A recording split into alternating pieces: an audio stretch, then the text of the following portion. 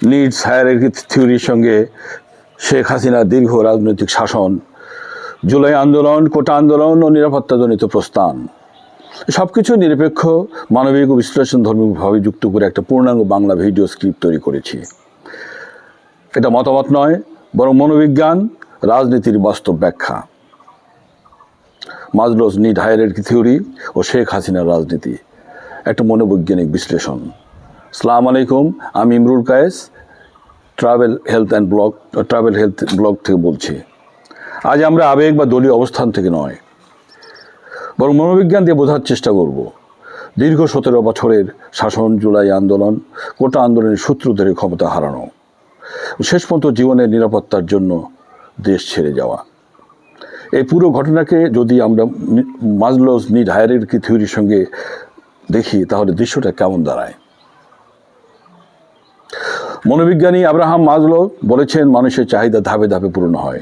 এই ধাপগুলো হলো শারীরিক চাহিদা, নিরাপত্তা, সম্পর্ক, গ্রহণযোগ্যতা, সম্মান ও মর্যাদা, আত্মোপলব্ধি। এই 5টি স্তরের আলোকে শেখ হাসিনার রাজনীতি দেখি। রাষ্ট্র ক্ষমতা ও মৌলিক অস্তিত্ব।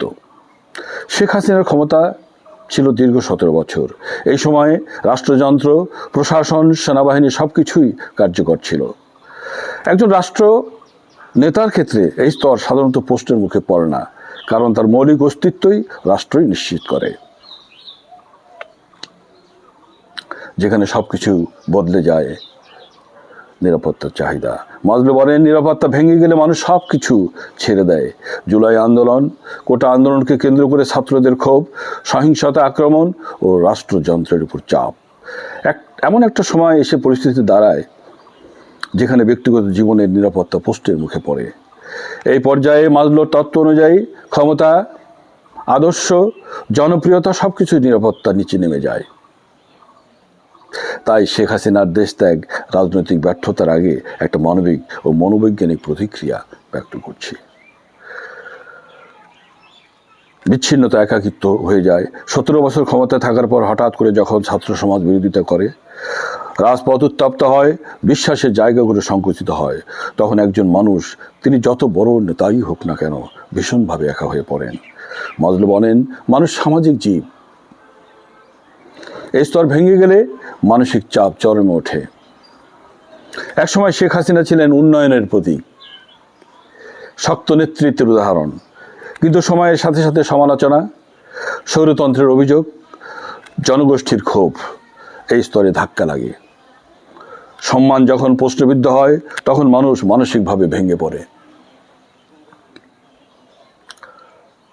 Self actualisation need.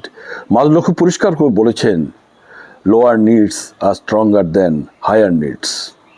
অর্থাৎ নিরাপত্তা নিশ্চিত না হলে আদর্শ টিকে থাকে না। তাই এখানে শেখ হাসিনার সিদ্ধান্ত আদর্শ বনাম বাস্তবতার সংঘর্ষ। নিরপেক্ষ বিশ্লেষণ করলে, আমি ছাত্র জীবনে রাজনীতি করেছি, বামপন্থী ছাত্র রাজনীতির সঙ্গে যুক্ত ছিলাম। নিরপেক্ষভাবে বললে, শেখ হাসিনাকে যেভাবে দেশ ছাড়তে হয়েছে তা গণতান্ত্রিকভাবে সুন্দর নয়।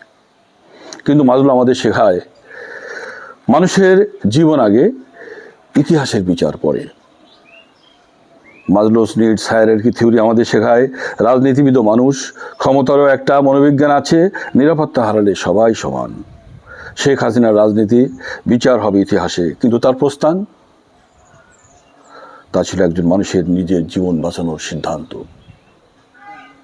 আমি ইমরুল কায়েস, আমি প্রশ্ন করি, ভাবি, বিশ্লেষণ করি, কারণ চিন্তাই মানুষকে মানুষ করে। আজকে এই বলে শেষ করছি। যদি ভালো লাগে লাইক দিবেন, কমেন্ট করবেন, শেয়ার করবেন। ভালো থাকুন, সুন্দর থাকুন।